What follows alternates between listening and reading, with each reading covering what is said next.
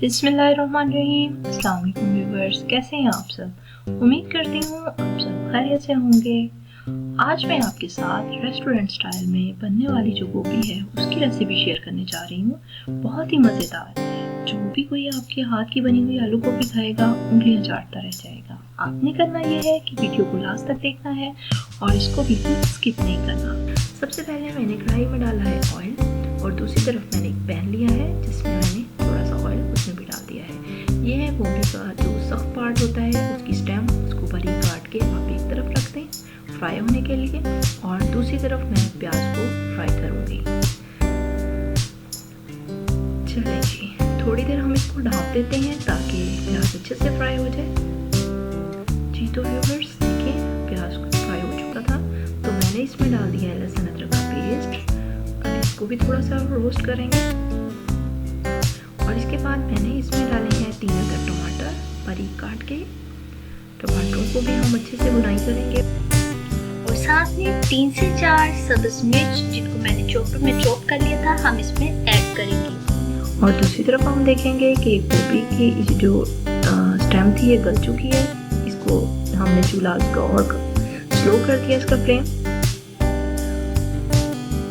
ये देखिए मसाला भुन रहा है माशाल्लाह ज़बरदस्त। अब हम इसमें सारे स्पाइसेस ऐड करेंगे। सबसे पहले मैं इसमें नमक डालूंगी 1.5 चम्मच और कुटी हुई मिर्च मैंने डाली है 1 चम्मच। सुरख मिर्च इसमें जाएगी 2 चम्मच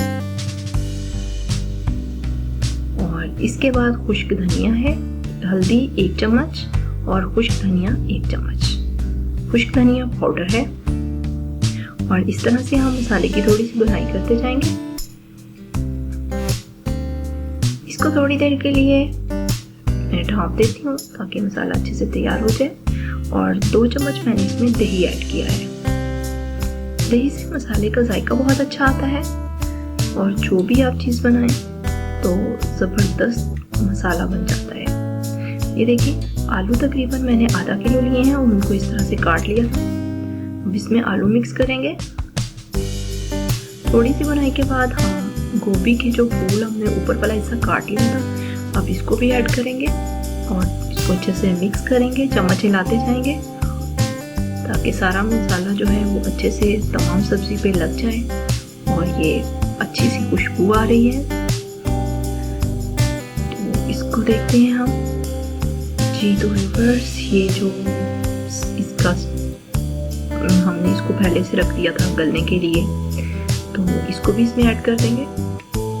आप ये सोच रहे होंगे कि ये सारी गोभी इकट्ठी क्यों नहीं डाली, तो इसकी वजह ये है कि जब हम तीनों चीज़ों को एक ही बार मसाले में डाल देते हैं तो आलू और गोभी जो है, गोभी का फूल वो बहुत जल्दी गल जाता है और ये जो इसकी स्टेम होती है ये थोड़ी देर के बाद गलती है। तो इसलिए हम इसको पहले से खिला लेंगे।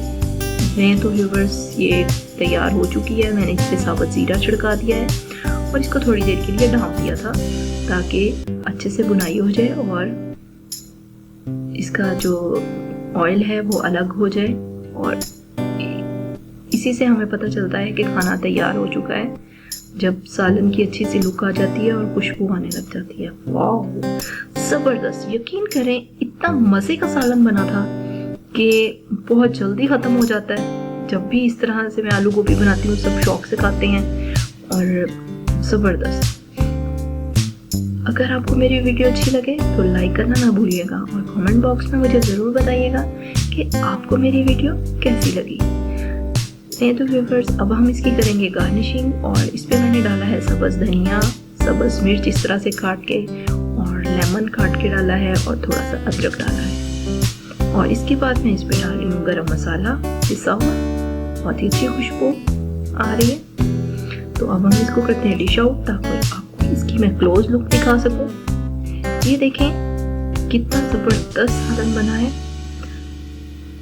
अगर आपको मेरी वीडियो अच्छी लगे तो मेरे चैनल पर अगर नए हैं तो इसे ज़रूर सब्सक्राइब करें और वीडियो को शेयर करना ना भूलिएगा। मिलते हैं नेक्स्ट वीडियो में, तब तक के लिए अल्लाह हाफिज़।